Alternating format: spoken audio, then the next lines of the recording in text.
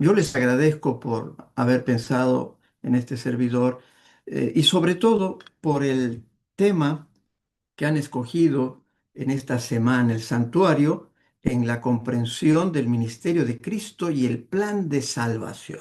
Eso es lo que me gustó y por eso acepté con mucho gusto participar con ustedes esta noche. Porque a veces cuando se presentan los seminarios del santuario, pues nos vamos en los detalles, en cosas que son de conocimiento, son relevantes para el conocimiento, pero todo tiene que estar relacionado con Cristo y el propósito principal de la Escritura, que es la salvación, ¿verdad? Así que agradezco por eso y bueno, vamos a entrar en materia. Ah, les voy a compartir esta presentación en PDF a mi hermano Zúñiga para que lo comparta con ustedes, con los que quieran. ¿Por qué? Porque me gustaría que ustedes sigan profundizando. Vamos a leer la Biblia, pero hay una cantidad de textos que tal vez ustedes no van a poder anotar y me gustaría que después los repasen y de modo que lo que digamos aquí no quede en el aire, ¿no? Oh, qué bonito, el pastor presentó, pero ¿qué dijo? Entonces ustedes van a tener eso y poder repasar y profundizar. Porque la presentación estará basada en el libro de Hebreos.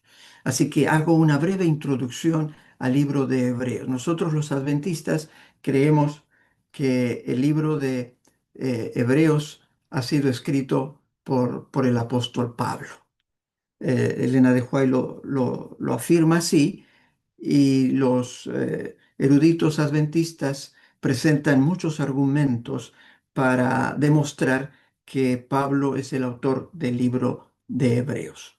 Por ejemplo, presentan que el libro de Hebreos está compuesto por prédicas y exhortaciones. Y esas prédicas y esas exhortaciones, la manera como ha sido presentada, tiene las características de un erudito, de un rabino, de un estudioso de la Biblia de ese tiempo. Hace referencia a Timoteo, hace referencia a que el autor está en la cárcel y todo eso calza exactamente con el apóstol Pablo que se encontraba aproximadamente el año 62, prisionero en Roma, ¿no? Y su estilo y el conocimiento amplio que él tiene del Antiguo Testamento. Hay una cantidad de textos que él usa del Antiguo Testamento. Así que esas son algunas de las pocas razones que los eruditos nuestros dan para demostrar que el autor del libro de Hebreos es el apóstol Pablo. Así que con esto nos introducimos al tema. Vivimos en este tiempo rodeados de servicios invisibles. Yo no sé si tú te has preguntado alguna vez cómo es que funciona el Internet. La electricidad. La electricidad ahí es más conocida, algunos inclusive hemos estudiado electricidad y tenemos conocimiento. Los satélites, las redes, el Wi-Fi y ahora la inteligencia artificial. Así que esas cosas no las vemos, pero dependemos de ellas, ¿verdad? De igual modo, existe un servicio ah, con el cual hay un servicio de Wi-Fi celestial también que sostiene nuestra vida espiritual. Y el libro de Hebreos nos revela que ese servicio lo realiza Cristo en el santuario celestial, intercediendo por ti, intercediendo por mí. El tema central o el título de la presentación de este seminario en esta noche es El santuario celestial y el ministerio de Cristo. Y el ministerio de Cristo. Me fascina el tema porque le comentaba también a mi hermano Zúñiga que desde este año, en enero, a partir de febrero, comencé a predicar en mis iglesias capítulo por capítulo el libro de Hebreos. Así que yo me he entusiasmado y he disfrutado porque el que predica y se prepara, pues recibe doble bendición, ¿verdad? Así que el santuario celestial y el ministerio de Cristo.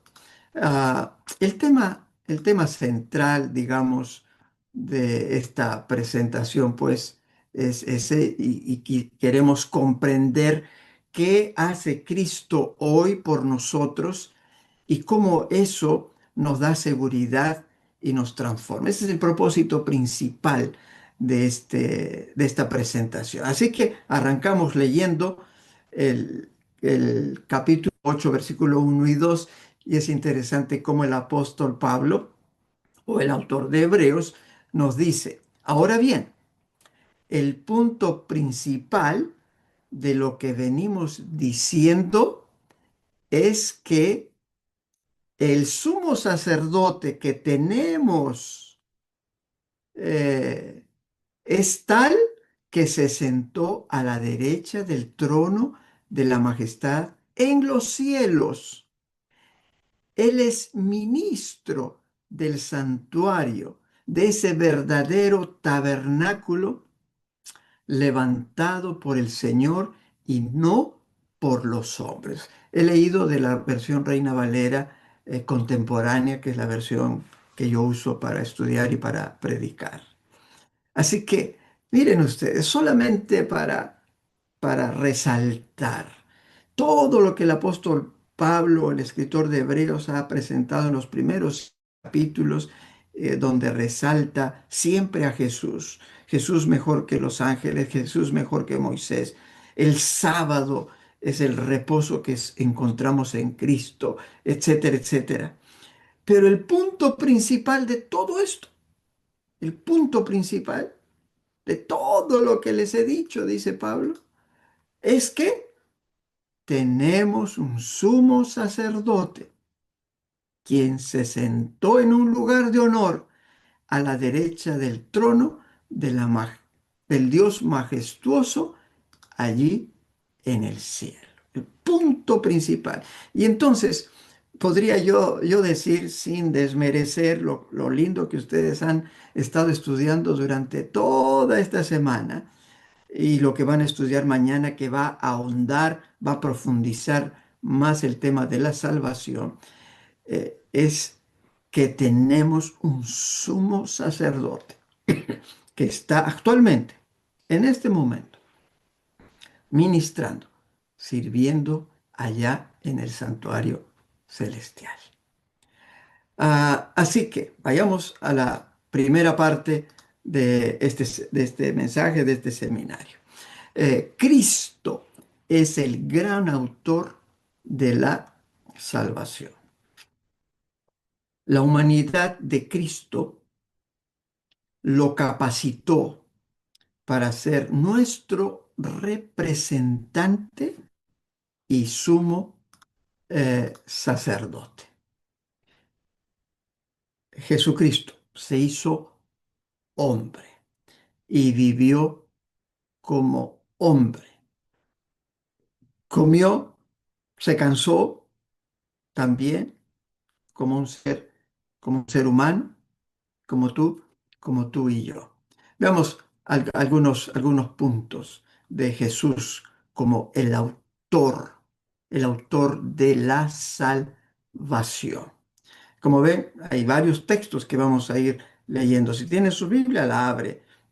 Y si no, después, con paciencia, usted puede repasar. Hebreos 2:10 dice, porque convenía por quien todas las cosas existen y subsisten, perfeccionara mediante el sufrimiento al autor de la salvación de ellos, a fin de llevar muchos hijos a la gloria. De este mensaje podríamos dedicar unos 5 minutos para sacarle el jugo, pero no tenemos el tiempo. Pero así, una pincelada, lo que a mí me emociona, me entusiasma, es esta parte que dice que Jesús fue perfeccionado. ¿Por qué? Por el sufrimiento, para ser el autor de la salvación. Hermanos, y aquí ya no soy el maestro, sino el pastor. Hermanos, ¿estás sufriendo? ¿Estás pasando por una situación difícil en tu vida? El sufrimiento nos perfecciona, nos hace aptos para alcanzar la gloria y la salvación. Jesús sufrió y dice el apóstol, Jesús fue perfeccionado mediante el sufrimiento. ¿Y Jesús sufrió? Sí, claro, y sufrió mucho. Eh, durante su vida sufrió necesidades, carencias, por supuesto, pero sobre todo al final de su vida y en la cruz. Padeció por el sufrimiento que ningún ser humano puede resistir. Y sigue diciendo el apóstol Pablo, ya en el capítulo 5, versículo 9, dice, y una vez que alcanzó la perfección, dice, llegó a ser el autor de la salvación eterna para todos nosotros. ¿Quién es el autor de la salvación? Jesucristo. Él es el autor, el protagonista y el que continúa trabajando en favor tuyo y en favor mío para que tú seas salvo, para que yo sea salvo.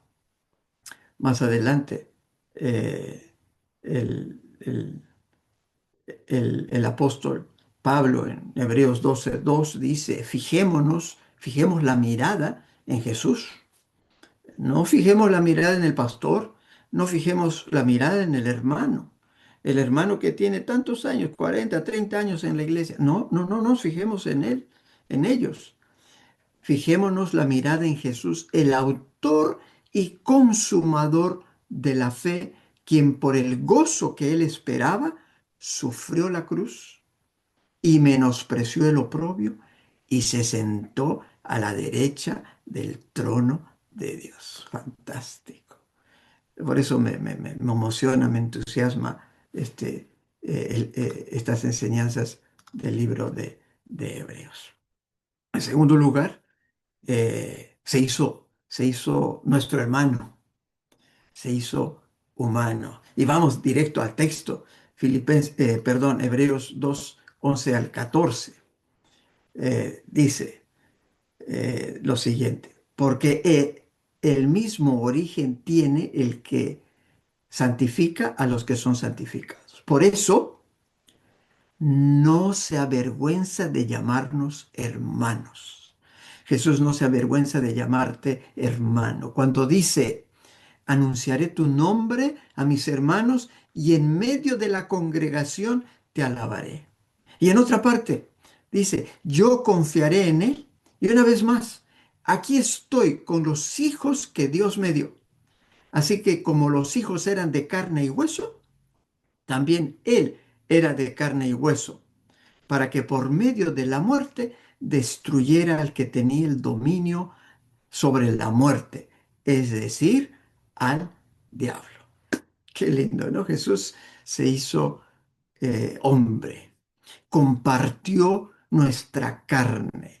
El apóstol Pablo en Filipenses 2:5 al 8, hablando de, de que tenemos que tener la misma actitud de Jesús, dice que haya en ustedes el mismo sentir que hubo en Cristo Jesús, que dice, quien siendo en forma de Dios, quien siendo Dios, no estimó el ser igual a Dios como cosa que aferrarse, sino que se vació, se despojó a sí mismo.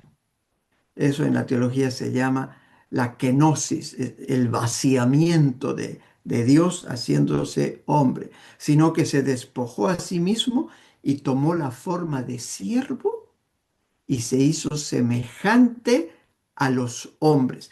Permítame resaltar una palabrita aquí.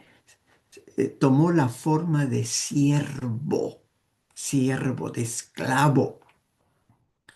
de sirviente. Y recordemos, en el tiempo de Jesús, los sirvientes, los esclavos, no tenían derechos.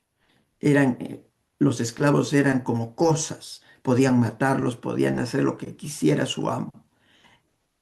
Él, Jesús, tomó esa condición, así lo describe Pablo, y se hizo semejante a los hombres. Y estando en esa condición de hombre, se humilló a sí mismo y se hizo obediente hasta la muerte y muerte de cruz. Con razón, Pablo dice, pues Jesús es el autor, el consumador, el que ejecutó la salvación allí en la cruz del Calvario. Tercer lugar, encontramos pues que Jesús en esa condición, además resalta que Jesús fue tentado en todo, tentado en todo. Hebreos 4:15, porque no tenemos un sumo sacerdote. Y resalta Pablo, él señala siempre, recuerden ustedes, Pablo, de paso no les mencioné, la carta a los hebreos está destinada, dirigida a hebreos cristianos que estaban sufriendo y algunos de ellos ya estaban dejando de creer y de abandonar la fe. Y en esas circunstancias es que Pablo escribe la epístola, ¿no? Ese es el propósito. Entonces, nuevamente, porque no tenemos un sumo sacerdote pueda compadecerse de nuestras debilidades, sino uno que fue tentado en todo de la misma manera que nosotros, aunque sin pecado, sin pecado. Ahí está. Estos tres puntos importantes que señalan, resaltan y explican que Jesús es el autor de la salvación. Hagamos algunas aplicaciones homiléticas, algunas aplicaciones espirituales. Hermano, hermana, Cristo comprende tu lucha si es que en este momento estás pasando por algún momento difícil. Recuerda, Jesús no está lejos, está cerca. Decimos, a veces decimos a algunos amigos, a alguna persona, mira, yo estoy a un paso del teléfono. Y ahora pues podemos llamar gratis a cualquier parte del mundo, ¿verdad? A través del WhatsApp, a cualquier parte del mundo. Tienes a alguien en Japón, lo llamas, en Europa, en donde sea, lo llamas, no te cuesta. Y tienes un problema, quieres hablar con tu amigo que está lejos, lo llamas. De la misma manera, Jesús está a esa distancia. No está lejos, está muy cerca. Y el texto favorito de algunos seguramente es Hebreos 4:16, que dice, acerquémonos confiadamente, con toda confianza, al trono de la gracia para alcanzar el socorro, la solución oportuna a nuestro problema, a nuestra necesidad. Acércate con toda confianza, dice el apóstol Pablo en Hebreos 4:16. Muy bien, sigamos. Vamos al punto número 2, el santuario celestial. Recuerden el tema, ¿no? Santuario celestial y el ministerio de Cristo. Pero hemos empezado con el asunto de la salvación, porque todo está centrado en la salvación. Mañana creo que el tema es el santuario de la salvación, algo así. Ahí se va a profundizar sin duda mucho más esto. Pero vayamos al segundo punto, el santuario celestial. Santuario celestial. Ah, el santuario celestial es la realidad donde Cristo ministra. El verdadero santuario está en el cielo. La copia, la imitación estuvo en el antiguo Israel. Pero el real, el auténtico, no el bamba, el firme, está en el cielo. ¿verdad? Ah, y el apóstol Pablo en el libro de Hebreos pues lo describe el santuario. Capítulo 9, perdón, ahí creo que me pasé, ahí está, me pasé. En el capítulo 9, versículo 2 al 5. Si tienes tu Biblia, acompáñame y si no, voy a leerlo para beneficio de todos. En efecto, dice Pablo, el tabernáculo estaba dispuesto así. Eh, Recuerde, Pablo, con de las escrituras bíblicas, fariseo de fariseos, él mismo se describe. Dice, así, en la primera parte, llamada el lugar santo, estaba el candelabro, la mesa y los panes de la proposición. Tras el segundo velo estaba la parte del tabernáculo llamada el lugar santísimo, el cual tenía un incensario de oro y el arca del pacto, totalmente cubierta de oro. En el arca había una urna de oro que contenía el maná, la vara de Aarón que reverdeció y las tablas del pacto. Por encima del arca estaban los querubines de la gloria, los cuales cubrían el propiciatorio, pero de esto no se puede hablar ahora con más detalle. Y haciendo uso y eco de las palabras del apóstol Pablo, de eso yo no voy a ahondar porque ustedes los días anteriores seguramente ya han tocado, analizado cada una de estas partes, ¿no? Solamente les diré que esa descripción que hace Pablo y él mismo luego lo resalta es el santuario terrenal, es una sombra, una copia.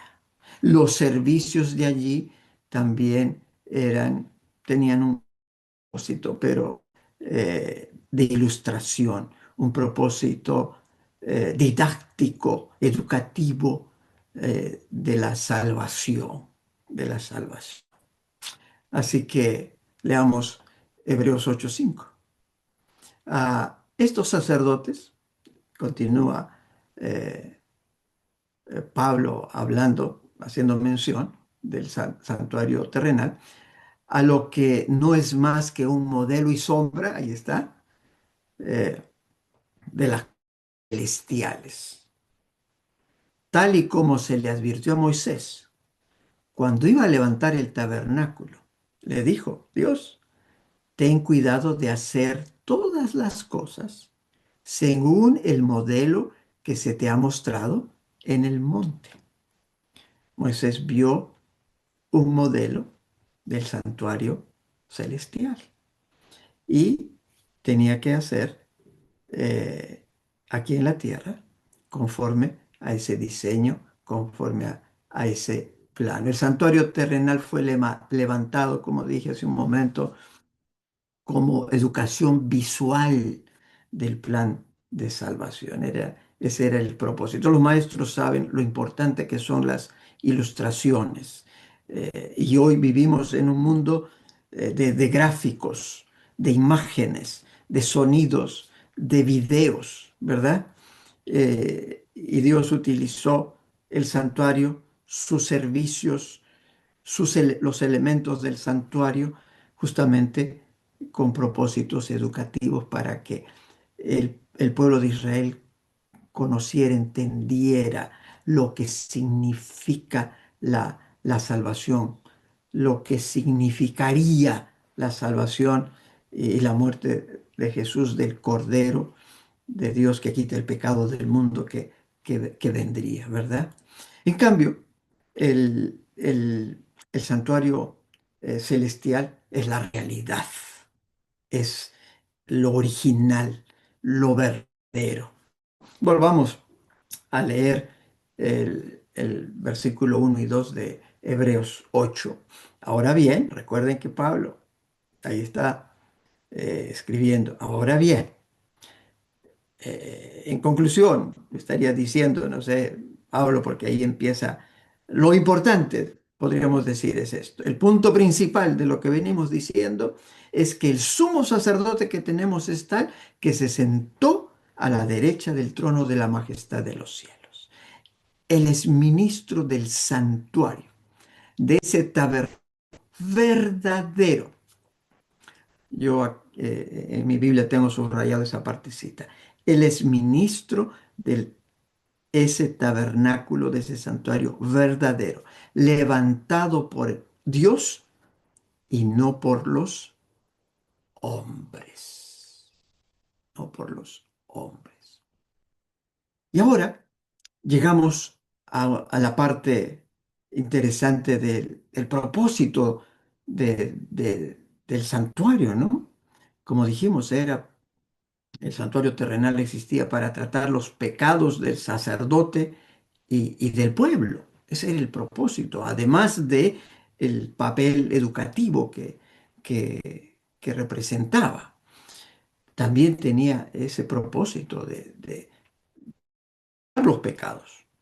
En primer lugar de los sacerdotes, porque recuerdan ustedes, el sacerdote antes de iniciar su ministerio en el día tenía que sacrificar, confesar sus pecados y luego iniciaba el trabajo y venían los penitentes trayendo sus ofrendas, sus sacrificios. Vayamos a Hebreos capítulo 9, versículo 6 y 7. Dice, con todo está dispuesto así. Los sacerdotes entran continuamente en la primera parte del tabernáculo para celebrar los oficios del culto. Versículo 7. Pero en la segunda parte entra únicamente el sumo sacerdote, y esto solo una vez al año, y siempre llevando sangre, la cual ofrece por sí mismo y por los pecados involuntarios que el pueblo comete. Esa era la parte práctica, la parte efectiva, funcional del santuario terrenal. Eh, la expiación de los pecados, la salvación de los penitentes judíos que iban en busca del perdón, en busca de salvación, ¿no? Por los pecados involuntarios, pero aquí se me viene a la mente dos pasajes de las Escrituras. El Salmo 32, no lo puse, pero se me viene a la mente estos pasajes.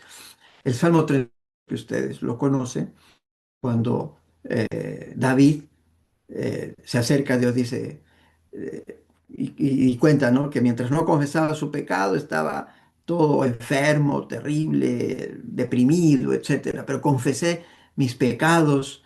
Y entonces allí el salmista utiliza tres palabras para pecado. Utiliza pecado, que es errar en el blanco. Utiliza maldad o rebelión, es pecar sabiendo que algo está mal, pero lo hacemos, es rebelión. Y utiliza la palabra iniquidad.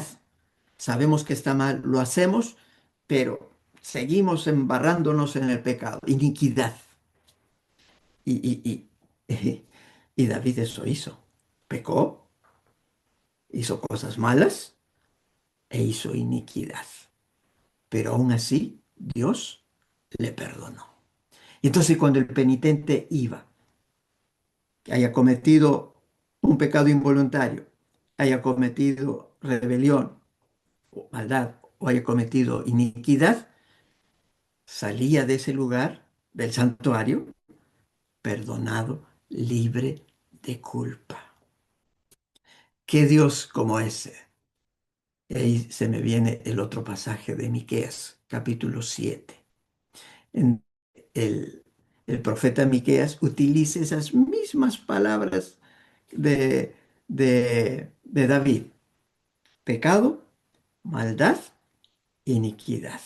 Y dice, ¿qué Dios como tú que perdonas la maldad, el pecado y la iniquidad de tu pueblo? Y más abajito dice, y lo echas a lo profundo del mar.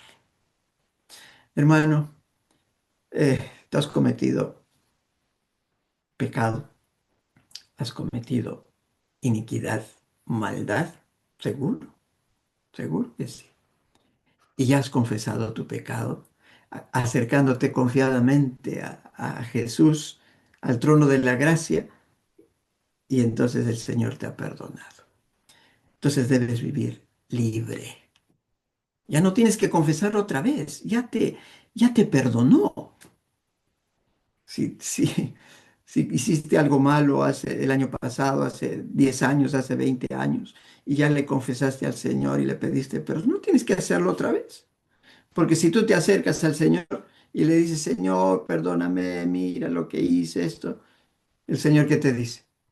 ¿Qué pecado? ¿De qué me hablas? ¿De qué pecado me estás hablando? ¿Por qué? Porque ya te perdonó. Sabes que confesaste, el Señor ya te perdonó. No tienes que estar otra vez pidiendo perdón, perdón, perdón por lo mismo. Ya lo hizo. La sangre de Jesús ya cubrió. Bueno, estoy predicando.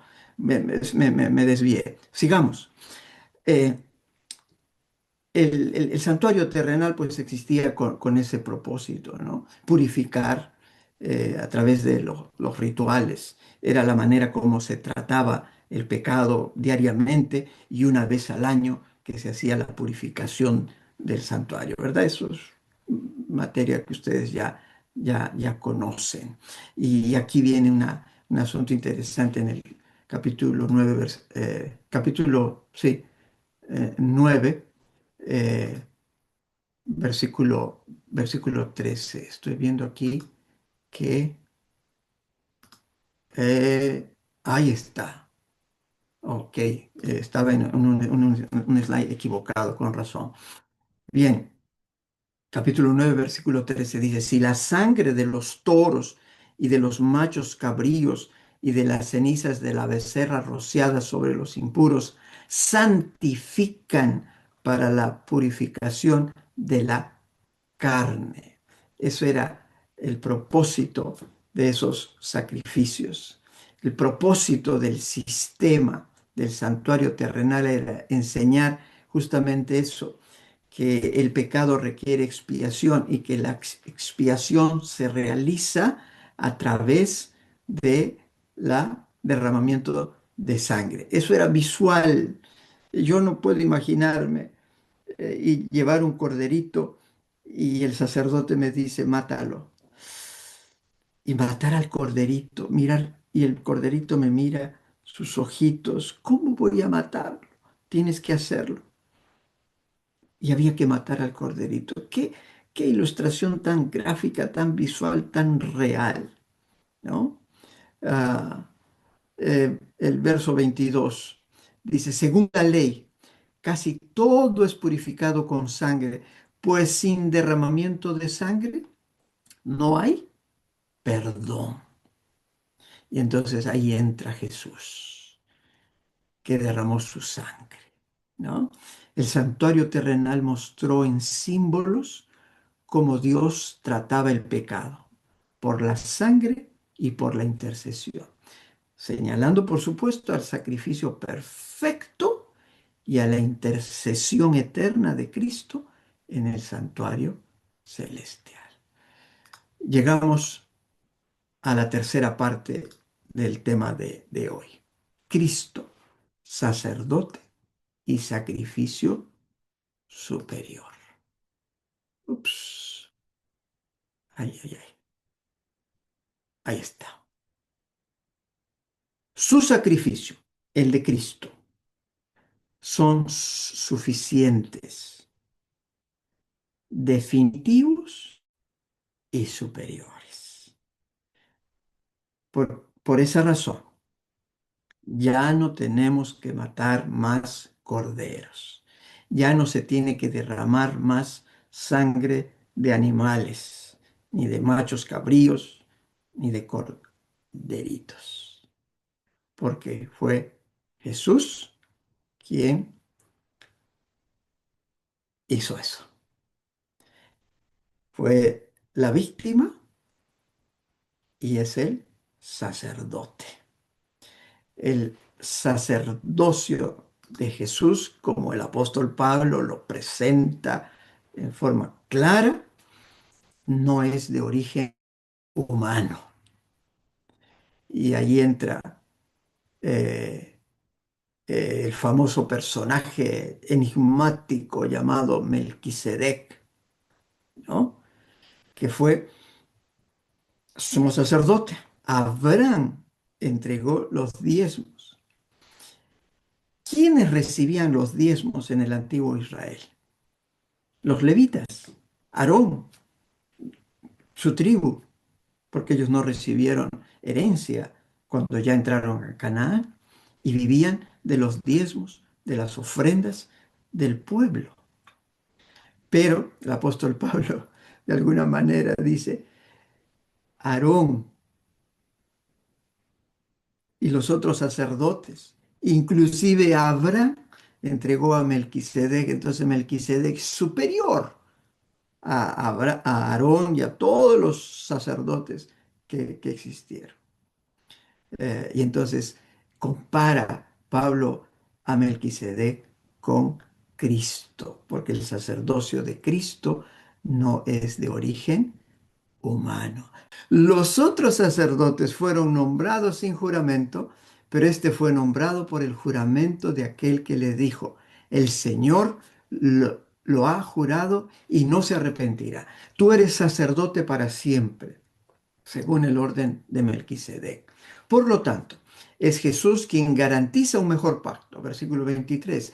Ahora bien, los otros sacerdotes fueron muchos porque la muerte les impedía continuar, pero Jesús tiene un sacerdocio inmutable porque permanece para siempre. Por eso también puede salvar para siempre a los que por medio de él se acercan a Dios, ya que vive siempre para interceder por ellos. Este texto es una joya que luego lo vamos a resaltar. Jesús es el sumo sacerdote que necesitábamos tener, santo, inocente, sin mancha, apartado de los pecados y exaltado por encima de los cielos. No es como los otros sumos sacerdotes que diariamente tienen que ofrecer sacrificios, primero por los propios pecados y luego por los del pueblo. Jesús hizo esto una sola vez y para siempre cuando se ofreció a sí mismo para aplaudir, ¿verdad? Para decir amén, gloria al Señor. El sacerdocio de Jesús no tiene origen humano, por eso Él sigue y vive con ese propósito para interceder por ti. Y no importa, una vez más, el tipo de pecado que hayas cometido. Su sacrificio fue uno solo y perfecto. Gloria a Dios, que ya no tenemos que matar corderitos. Versículo 11 al 14. Pero Cristo vino ya y es el sumo sacerdote de los bienes venideros a través del tabernáculo más amplio y más perfecto, el cual no ha sido hecho por los hombres, es decir, que no es de esta creación y no por medio de sangre de machos cabríos ni de becerros, sino por medio de su propia sangre. Entró una sola vez y para siempre en el lugar santísimo. Y así obtuvo para nosotros, voy a personalizarlo, así obtuvo para ti la redención eterna. Si la sangre de los toros y de los machos cabríos y las cenizas de la becerra rociadas sobre los impuros santifican para la purificación de la carne, cuanto más la sangre de Cristo, que es por medio del Espíritu eterno, se ofreció a sí mismo sin mancha a Dios, y hará las obras muertas, nuestra conciencia, para que sirvamos al Dios vivo. Y aquí el Señor me pone en la mente una cita que leí de Elena de White, que dice que Dios puede transformarnos plenamente, puede transformar, cambiar nuestras tendencias heredadas y cultivadas. Sí, hermano, Jesús, hermana, puede cambiar tus tendencias. No, yo soy así. Mentira.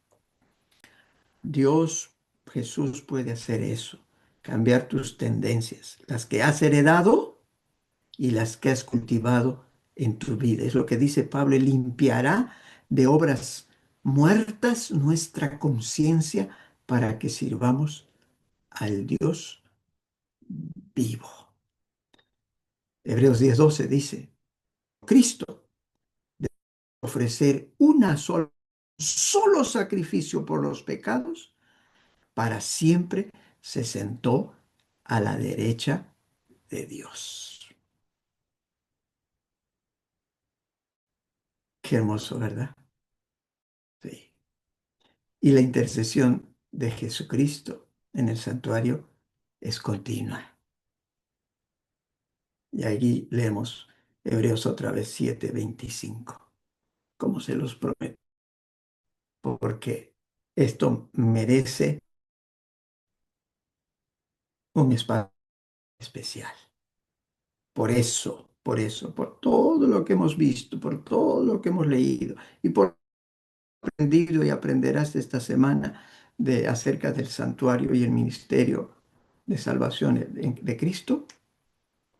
Por eso, dice Pablo, también puede salvar para siempre a los que por medio de él se acercan a Dios. Nos acercamos a Dios a través de Jesús, ya que él vive para interceder por ellos. ¿Cuál es el trabajo de Jesús? ¿A qué se dedica todos los días Jesús? A interceder por ti, a interceder por mí. Ese es su trabajo, ese es su ministerio en el cielo. Está sentado a la diestra del Padre. Tú te acercas a Él y el Señor dice al Padre, perdónalo.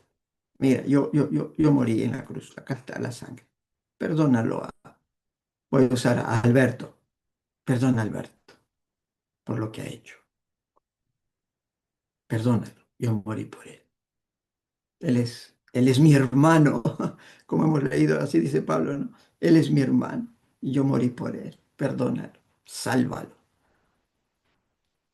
cámbialo, transfórmalo. Y el Espíritu Santo, el agente de salvación, viene y hacer ese trabajo en nosotros. Jesús vive para interceder. Su obra es permanente. A manera de resumen, a manera de conclusión, digamos, Jesús, en primer lugar, se hizo humano para poder representarnos ante Dios. Él entiende lo que sentimos, lo que sientes. Es por eso que puede ser tu defensor y tu mediador. Amén. Segundo lugar, en el cielo hay un santuario real donde Jesús sirve hoy. Allí presenta su sacrificio y trabaja por tu salvación. Trabaja por mi salvación. Y finalmente, el sacrificio y el ministerio de Jesús son perfectos, suficientes, superiores. Nada más se necesita para que tengas el perdón y esperanza y acceso al trono de Dios. Jesús se hizo humano para poder representarnos ante Dios. En el cielo hay un santuario real donde Jesús vive hoy. El sacrificio y el ministerio de Jesús son perfectos y suficientes. Y tres palabras que nos resumen estas tres lecciones que hemos aprendido esta noche. Representación. Jesús, el humano, nos representa. Jesús está en el santuario. Intercesión es la segunda palabra. Y lo que Jesús hizo es suficiente. Ni tú ni yo podemos ni haremos nada. Solamente acercarnos confiadamente para recibir el abrazo de Jesús, que está dispuesto a interceder y que ya ofreció su sangre. Que Dios te bendiga, hermano. Esta noche, acércate con toda confianza al trono de la gracia. Bendiciones. Muchas gracias, Pastor Danilo. Vamos a por su exposición. Vamos a pasar. Vamos a pedir que escriban en el chat del grupo o levanten la manito para que se pueda habilitar los micrófonos, o pueden escribir también en el chat para que puedan preguntar en forma audible. Bien, agradecemos primeramente a nuestro Dios por esta presentación por el pastor Danilo, que me confirme, ¿no? Porque si es Jesús nuestro intercesor, y como también ahí vemos que Él es el juez, entonces Él está haciendo a la vez mismo función, ¿verdad? Porque de 1844 en adelante el juicio se inició en el lugar santísimo, en la expiación, ¿verdad? Entonces, como Pastor Danilo menciona también que es el lugar celestial o santuario celestial, pues el Señor está intercediendo por nosotros, ¿no? A la vez el juez, a la vez también nuestro intercesor, ¿verdad? Eso nada más quería saber y también agradecer, ¿no? Porque este es el tema muy importante para nosotros y esperamos que puedan difundirse, porque este es evangelio presente en esta actualidad, ¿no? En este tiempo final que estamos nosotros viajando hacia Canaán celestial, ¿verdad? Vemos también que de 1844 a la fecha, pues estamos teniendo una expiación, tanto nuestro Señor Jesús por el pueblo, por la humanidad, a nosotros, y también nosotros también a la vez, pues estamos en en ese ambiente, ¿no? De expiación y purificación de nuestra vida, ¿no? Para encontrar con nuestro Señor Jesucristo cuando venga. Gracias, hermano William. Gracias, hermano Fernando, por esa inquietud y por lo visto usted ha estado muy, muy atento, lo felicito. Justamente lo que hemos encontrado en el libro de Hebreos es esa tarea que Jesús está haciendo, ¿no? Y como hemos leído muchos textos que soportan el ministerio de Jesús en el santuario. Ahora, eso no contradice de ninguna manera la teología adventista en cuanto al juicio. El juicio que se da en tres etapas: el investigador, el ejecutivo y el judicativo, que será después de la venida de Jesús allí en el milenio, ¿no?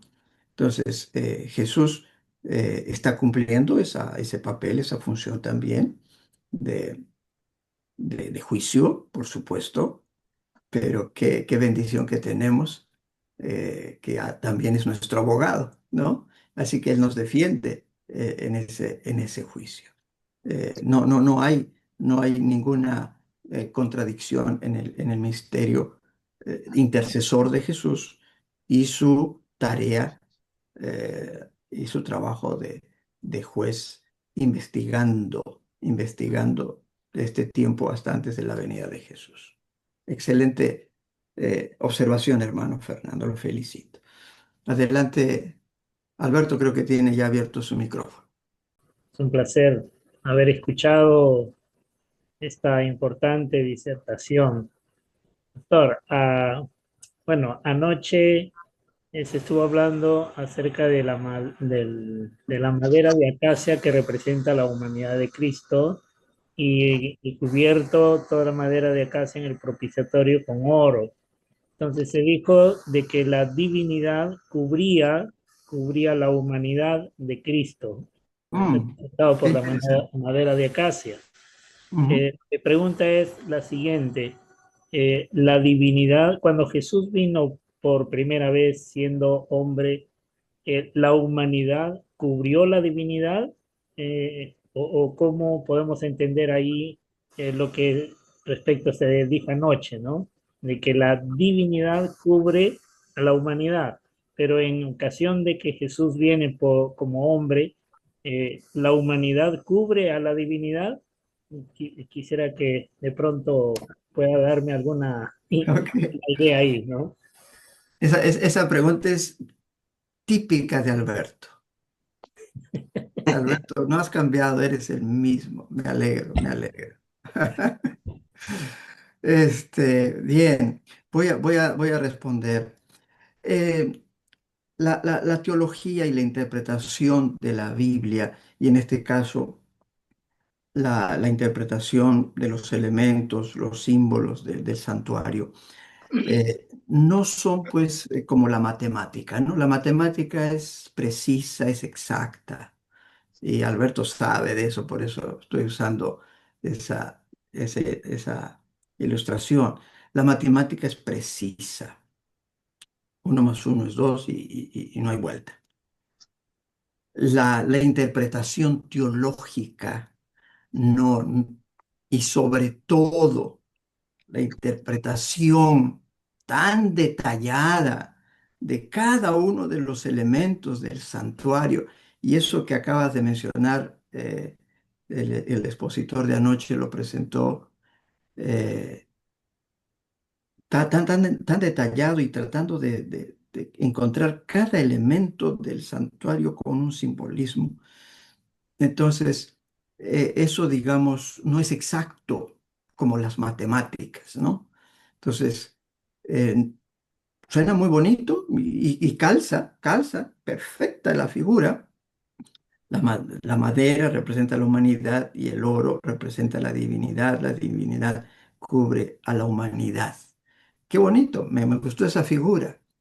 Eh, entonces, sin embargo, tenemos que decir pues que la inquietud va en el hecho de que en estos momentos la divinidad de Jesús ha cubierto a la humanidad.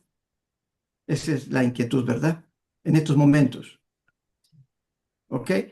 Este, bueno, podría decir que sí, suena bastante bien, pero no me gustaría afirmar categóricamente porque recuerden ustedes que Jesús, al resucitar, tomó la naturaleza humana transformada ya, cambiada. No es la misma naturaleza que tuvo que morir, ¿no? Entonces, sigue siendo humano allá, pero al mismo tiempo sigue siendo Dios. Entonces, ahí es donde no encontramos la matemática, o sea, la aplicación así tan perfecta, pero suena bastante interesante, ¿no? Eso es lo que podría mencionar y perdón que tal vez no satisfice totalmente la inquietud que tenías, Alberto, pero gracias. Gracias, pastor, gracias. Muy buenas noches. Buenas Mire, noches. me gustaría estar clara en lo siguiente. En lo que venimos escuchando del santuario celestial, tengo entendido que el santuario celestial, según las prácticas del santuario terrenal, el sacerdote oficiaba en el lugar santo. A diario habían 2 sacrificios con el corderito para el perdón de los pecados. La persona confesaba sus pecados y mataba al corderito, y ese corderito, su sangre era rociada en los muebles que hay en el lugar santo. Y sabemos que una vez al año el sumo sacerdote ingresaba al lugar santísimo para la expiación, ¿no? Para la limpieza de todos los pecados que habían quedado registrados en el santuario terrenal. Ahora, mi pregunta es la siguiente. Ayer también decía el pastor que Jesús en el lugar santo eh, era nuestro defensor, pero en el lugar santísimo Él es juez. Entonces yo hacía una pregunta sobre el texto de Hebreos 9:13, creo que fue, que dice que Jesús subió al haberse ofrecido como sacrificio inmaculado y haber obtenido eterna redención. Él entró una vez para siempre al lugar santísimo. Sin embargo, nosotros en la interpretación que tenemos del santuario decimos que Jesús cuando murió fue al cielo y hubo una escena de adoración ahí. Entonces, recién Jesús ingresa, sale del lugar santo y pasa al lugar santísimo en 1844, que es de acuerdo a la profecía que se cumple en las 2300 tardes y mañanas. Entonces, mi pregunta es, cuando Jesús muere, asciende al cielo, se sienta a la diestra del Padre, que está en el trono, que sabemos que el trono está representado por los panes, la mesa de los panes de la proposición. Entonces, Jesús, se puede inferir que Jesús todo ese tiempo, hasta 1844, estuvo en el lugar santo, y de ahí de 1844 recién pasa al lugar santísimo. Entonces, ahí viene mi duda. ¿Significa que dejó de ser nuestro intercesor y nuestro abogado porque todos esos 1844 años desde que él ascendió, estuvo en el lugar santo siendo nuestro siendo nuestro defensor, nuestro abogado, y en 1844 pasa al lugar santísimo y ya no es abogado, solamente es juez? ¿Significaría que se terminó ahí la gracia? Ahí donde yo tengo esa duda y esa confusión, y me gustaría estar clara, pastor, por favor. Gracias, Y le hermana, agradezco. gracias. Usted ha presentado su pregunta con un buen argumento y la felicito y la inquietud que tiene, ¿no? Qué lindo. Voy a contestar de la siguiente manera. Ah, tal vez cuando en la Biblia encontramos, y lo hemos leído ahora en Hebreos también, que en el antiguo Israel se hizo el santuario conforme al modelo divino. Entonces estamos pensando que hay un lugar santo allá, un lugar santísimo. eh, y otra vez el asunto de la matemática, ¿no? En el antiguo Israel, el sacerdote no podía entrar al lugar santísimo, solamente entraba el sumo sacerdote. Entonces ahí viene, se deriva, ¿no? Lo que usted dijo, quiere decir que Jesús en el cielo estaba limitado en el lugar santo hasta 1844 y después recién tuvo acceso al lugar santísimo. Ok. Para responder esto, debemos recordar lo siguiente. Los sacerdotes y los sumos sacerdotes eran humanos y Dios les hizo estas restricciones. Inclusive, ¿se acuerdan ustedes de esos sacerdotes que ebrios se atrevieron a entrar al lugar santísimo y cayó fuego del cielo y murieron, ¿verdad? Entonces por eso el sumo sacerdote cuando entraba, todos escuchaban las campanitas que tenía en el borde de su túnica o de su toga, de su vestido. Y si no escuchaban la campanita, quiere decir que el sumo sacerdote había muerto. Entonces para eso había una cuerda con la cual jalaban el cuerpo en caso que muriese, ¿no? Porque nadie podía entrar en el lugar santo. Vamos a Jesús. Jesús es Dios. Él no está limitado a nada. Está en el cielo, en el santuario. Y entonces aquí viene la pequeña eh, elemento que nos puede llevar otra vez a creer y a pensar y a aplicar así exactamente como las matemáticas. Lugar santo, lugar santísimo. Recordemos que Jesús en 1844 cambió y asumió una nueva función de sumo sacerdote para entrar a cumplir el papel de juez, pero sigue siendo sacerdote, sigue siendo nuestro intercesor. Y cuando hemos leído ahora al apóstol Pablo, que en oportunidades recalca, y hay dos pasajes claves, Hebreos 4 y Hebreos 10, acerquémonos con toda confianza al trono de la gracia, ¿no? Y porque ahí está nuestro Señor Jesús, nuestro sumo sacerdote, intercediendo por nosotros.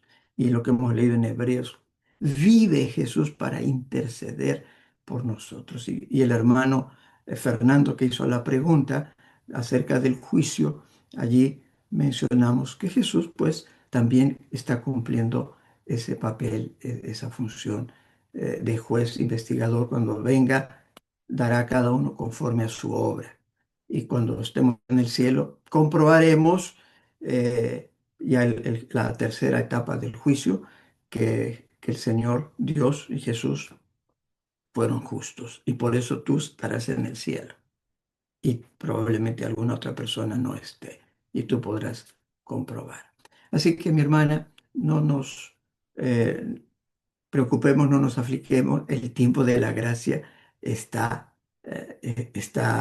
vigente todavía. Llegará el momento en que, por supuesto, se habrá acabado, pero no es ahora. Gracias, hermana. Gracias por hacernos pensar y llevarnos a esa reflexión. Saludarlo en primer lugar al pastor Danilo Cornejo. Ay, Cornejo. pastor, qué alegría de escuchar su voz. Bueno, para mí es un privilegio y felicitarte por la hermosa exposición. Quería solamente acotar que el sacerdocio arónico y el sacerdocio del orden de Melquisedec, ¿no? Recordemos el sacerdocio humano y el sacerdocio divino. Dios no tiene límite de tiempo, ni espacio, ni lugar. Así que a nuestra hermanita que hizo esa pregunta, gocémonos de que Cristo es Dios. Amén. Y prácticamente allí debemos gozarnos. La salvación no tiene sentido si no hay intercesión, ¿no? Y por lo tanto, entonces, sabemos que es nuestra doctrina básica, el santuario. Nuestra mente tiene limitaciones, ¿no? Pero gocémonos en Cristo Dios, ¿no? En Amén. toda la divinidad, ¿no? Toda la divinidad que ejercen el ministerio en favor de nuestra salvación. Por Amén. eso, claro, nuestra mente nos lleva a eso, digamos, de esa división. Es como alguien decía, el campamento, el atrio, el lugar santo, el lugar santísimo, ¿no? Pero gracias a Dios y gocémonos en ese plan de salvación que Cristo sigue siendo nuestro abogado, nuestro intercesor, nuestro maestro, nuestro pastor. Él es el todo para la gloria de nuestro Dios y para la salvación nuestra. Que Dios lo bendiga, Pastor Danilo. Gracias, pastor. Amén. Excelente acotación. Muy amable. Hermanos, ¿puedo Amén. hablar? Hermana Blanca, habla, hermana. Hermano, una cosita que tenemos que entender. Jesús eh, es nuestro representante, nuestro sumo sacerdote, todo suficiente, que tiene todos los argumentos para interceder a favor nuestro. Él siempre es el sumo sacerdote, tanto en el lugar santo como en el lugar santísimo. Cuando estudiamos Éxodo, especialmente, recuerdo el texto en Éxodo 28, ¿no? La vestimenta continua. O sea, hay un ministerio continuo de Cristo y hay un ministerio final o especial de Cristo. El ministerio continuo, como su nombre lo dice, es tanto en el lugar santo como en el lugar santísimo. Estudien el capítulo 28 del libro de Números. Dice, cuando uno estudia las fiestas solemnes y las santas convocaciones, uno va a encontrar que se realizaban esas fiestas especiales y también se realizaba el continuo en la mañana y en la tarde, ¿no? Entonces, el Señor Jesús en el lugar santísimo también sigue con el continuo, o sea que nosotros, los vivos, estamos recibiendo el perdón de nuestros pecados hasta cuando nuestros casos sean vistos ante el tribunal en el juicio. Y el Señor Jesús, como juez en el juicio, es nuestro juez defensor. La palabra juez no está en el sentido occidental, sino oriental. Y en la Biblia, ¿qué dice? Y se componían jueces para que defiendan a los afligidos, a los débiles. Entonces el Señor Jesús en el juicio lo que va a hacer es defendernos. Cuando leemos en Apocalipsis, cuando dicen las almas debajo del altar, Señor, ¿hasta cuándo no nos juzgas? ¿Hasta cuándo no vengas nuestros casos? O sea que el Señor Jesús en el juicio, como juez, va a vindicar a los hijos de Dios, va a vindicar a su pueblo, a aquellos millones que murieron como mártires, va a vindicar, el juez no es para condenar, el juez según lo que está escrito en los libros del cielo, o va a condenar o va a absolver. No lo miremos a los jueces como a fiscales. Tenemos un pariente cercano que es nuestro juez abogado. Cristo es nuestro hermano, como acaba de leer el pastor en su linda exposición. Es nuestro hermano. Nuestro hermano es el juez. ¿Y usted cree que el hermano no va a defender a su pariente, a su familia? Entonces, una cosa es eso. Otro es, hermanos, en el juicio no vamos a ser condenados o absueltos por la suma de nuestras obras, no.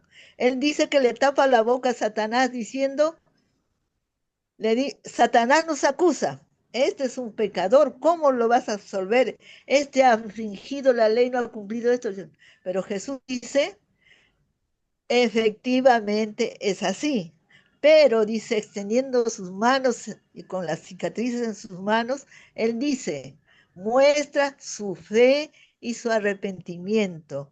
Lo más maravilloso que tenemos ahora en el cielo es que tenemos a nuestro sumo sacerdote que nos defiende, nuestro sumo sacerdote que es divino y humano a la vez. No solamente, no es como Dios, es como humano que Dios le ha concedido el juicio, como dice en Juan capítulo 5, le ha concedido todo el juicio a él. Y en el 27 dice que le ha dado autoridad. Cuando leemos en Apocalipsis, yo conozco tus obras. El Señor Jesús, nuestro abogado defensor, va a presentar cada caso ante el Padre, el anciano de días, que es el juez, digamos, supremo, ante quien Jesús nos juzga, ¿no? Lo que tenemos que preocuparnos es que tenemos un defensor en el cielo, tanto en el lugar santo como en el lugar santísimo, hasta que termine el tiempo de gracia. Eso es lo que nos debemos de llenar de gozo, que tenemos un sumo sacerdote todo suficiente. Jesús es divino y humano. Como divino está ante el Padre de tú a tú. Y como humano nos está haciendo a nosotros, nos está agarrando. Él es el puente, el pontífice. Eso debe traernos alegría y gozo. Gracias, hermano. Amén, amén, hermano. Gracias, Pastor Danilo, por su exposición, gracias por su paciencia, gracias por el tiempo que nos está dando. Y bueno, también gracias a los hermanos que están participando porque dan sus opiniones y amplían, ¿no? Nuevamente, renovando nuestro agradecimiento al Pastor Danilo Cornejo por su tiempo, por su linda exposición, y estamos todos acá congratulados con ello.